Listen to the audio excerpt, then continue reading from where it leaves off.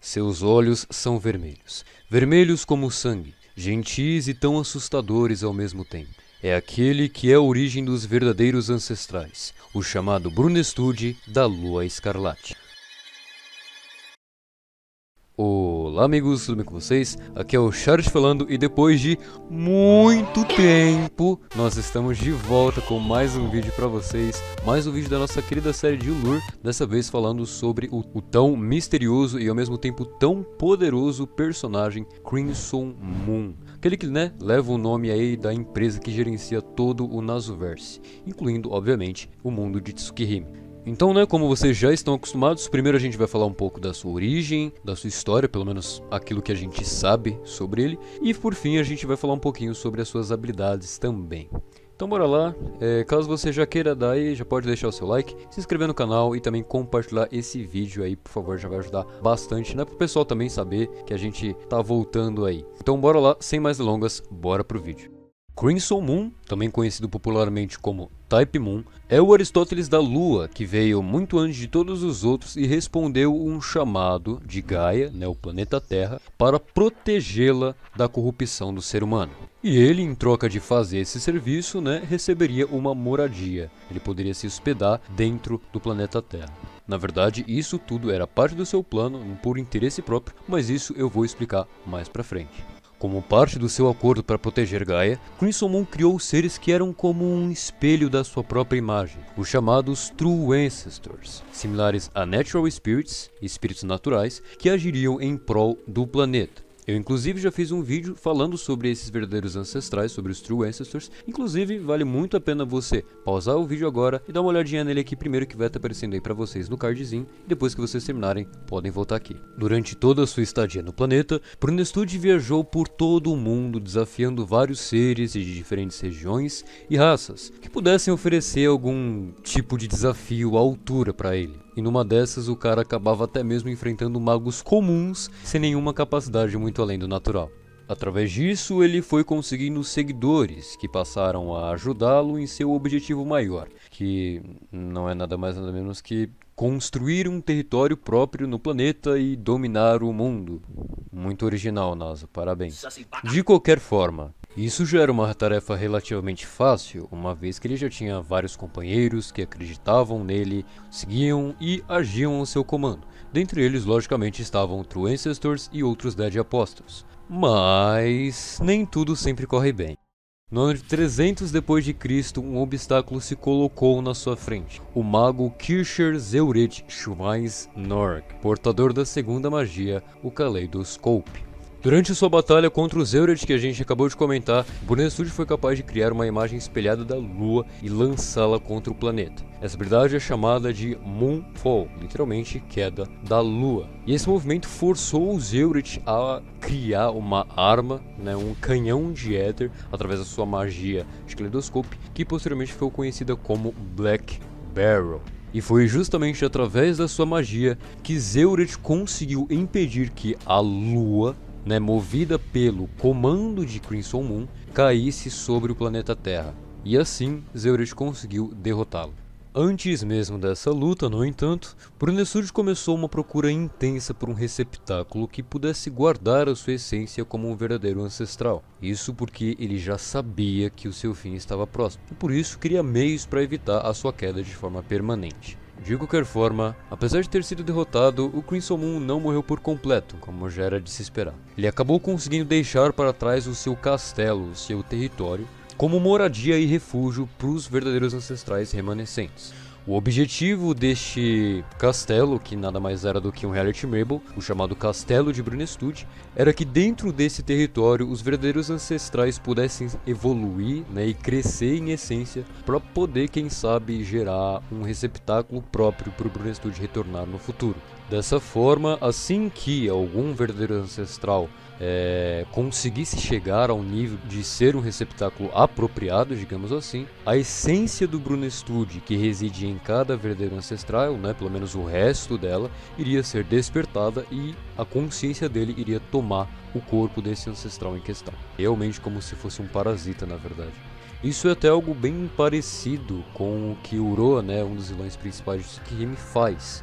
ele, né, deixa restos da sua existência em alguém, para futuramente, quando essa pessoa crescer e estiver próxima de um vampiro, ele despertar e tomar o corpo dela. Com o passar dos anos, infelizmente, né, pro lado dele, claro, Brunestud percebeu que não nascia ninguém que pudesse servir como um novo corpo.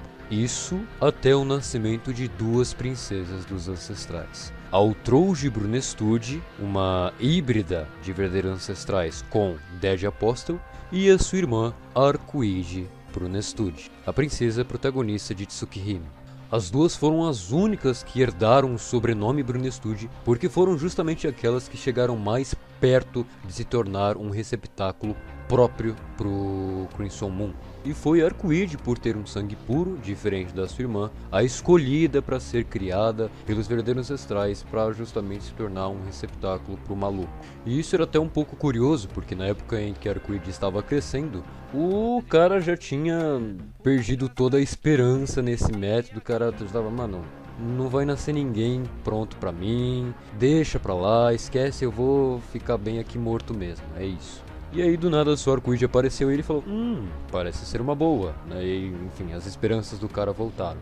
Mas diferente do que Brunestud esperava, a Arcuide acabou sendo muito mais. Ela acabou despertando o poder suficiente para invocar o seu próprio castelo de Brunestud, o que de certa forma acabava inibindo o despertar do Brunestud em si, então ele não conseguia tomar conta do corpo dela. Isso não significa que, por inibir o despertar do Crimson Moon, que Arcuide estivesse completamente invulnerável a ele. Não. O que aconteceu na verdade foi que, ok, ele não conseguia tomar o corpo dela, mas todo o inconsciente da Arcuide acabou se tornando o próprio Brunestud, acabou se transformando na consciência do Brunestud, como consequência do seu crescimento e da sua capacidade para ser um receptáculo. E lembrando que esse bloqueio que Arcuide conseguia exercer de certa forma foi só temporário, porque quando o inconsciente de Brunestud consegue tomar conta, mesmo que temporariamente, Arcuide assume o seu alter ego, que é conhecido como Archetype Earth, um dos seres mais poderosos de todo o Nasuverse até então. Agora vamos falar um pouco sobre as suas habilidades e capacidades. O que faz Brunestud ser tão poderoso como era? Bem, por ser o Type Moon, ou seja, ser o ser mais poderoso dentro da Lua, a gente pode tentar colocá-lo aí em um pé de igualdade com os outros types, o que na teoria faz com que ele seja capaz de supostamente varrer, limpar todos os seres vivos do planeta sozinho. E como eu já disse anteriormente, sob o nome de Archetype Earth, ele assume os poderes também da Arcuide nesse estado e consegue despertar parte do seu poder total como Type Moon. Então as suas habilidades são basicamente as mesmas da Archetype Earth, uma vez que ela representa a própria materialização do Brunestud no corpo da Arcuide, mesmo que temporariamente. E essas habilidades nós comentamos já no vídeo sobre os verdadeiros ancestrais, que já está no card, que eu já falei no começo do vídeo. E, enfim, você, né, que já veio de lá já está sabendo também. Uma outra das suas habilidades também é, logicamente, criar outros vampiros, já que ele é, dentro do universo, né, criado pelo Nas, dentro do Nasuverse, o vampiro original, o vampiro primordial que deu origem a todos os outros. E por conta disso ele consegue até mesmo criar vampiros muito fortes. Alguns daqueles que conquistaram o posto de Apóstolos Mortos Ancestrais, os Dead Apostle Ancestors que nós comentamos no outro vídeo, foram transformados diretamente pelo Brunestud, sendo que um deles é ninguém mais, ninguém menos que o próprio Zeureth, que foi mordido durante a luta que ele teve contra o Crimson Moon. E por fim, o Brunestud também tem uma habilidade suprema chamada de Alt-Nagel, ou Nagel, não sei como se pronuncia, né? Que é descrita como um pilar de vento imensamente destrutível que consegue se alongar até alcançar os céus. No mundo de Nodes existe uma técnica parecida, chamada a Verdade do Mundo, que é utilizada pelo próprio Adu Eden, que é capaz de restaurar o mundo ao seu estado original. A gente tem mais informações sobre esse personagem e seus feitos, junto das informações sobre os outros types, no vídeo que vai estar aparecendo agora aí pra vocês, que eu fiz sobre os types. Mas e quanto à aparência do Crimson Moon? Bem, infelizmente nós não temos informações concretas sobre a aparência dele, além daquilo que eu comentei logo no comecinho desse vídeo, que seus olhos são vermelhos e que emitem uma aura gentil e estranha, assustadora ao mesmo tempo. Mas nós podemos pelo menos tentar teorizar sobre a sua aparência. Uma vez que Arcuíde seria o seu receptáculo perfeito dentre todos os True Ancestors, podemos concluir que ele possui certas similaridades com ela. Eu, pelo menos particularmente, gosto de imaginar o Crimson Moon como um cara bem alto, branco, de cabelos loiros e bem compridos, além, óbvio, dos olhos vermelhos, assim como o Arcuíde. Mas infelizmente nós realmente não temos informações concretas que descrevam toda a sua aparência. Quem sabe algum dia a gente não chega a vê-lo em alguma obra. Não se sabe do que pode acontecer nesse futuro. E bem, é isso, né? Com isso a gente acaba cobrindo aí todas as informações que temos sobre o Crimson Moon, ou pelo menos as mais importantes delas. E aí, para deixar uma curiosidadezinha para vocês, uma curiosidade legal que eu achei, que foi dito pelo próprio Naso, que caso Nodes continuasse, né, não fosse apenas one shot, Crimson Moon apareceria como um boss final, como último vilão, último antagonista para a obra. Isso seria algo muito interessante de se ver e particularmente eu espero muito, né, que o Crimson Moon, que esse personagem possa ser aproveitado de alguma outra maneira, talvez em Fate Go, né, que no final de Fate Go eles estão trabalhando aí com alguns elementos de Notes. Seria muito interessante ver alguma referência ao Crimson Moon aparecendo. Então é isso, pessoal, eu espero que vocês tenham gostado desse vídeo, que tenha sido divertido e bem explicativo aí pra vocês.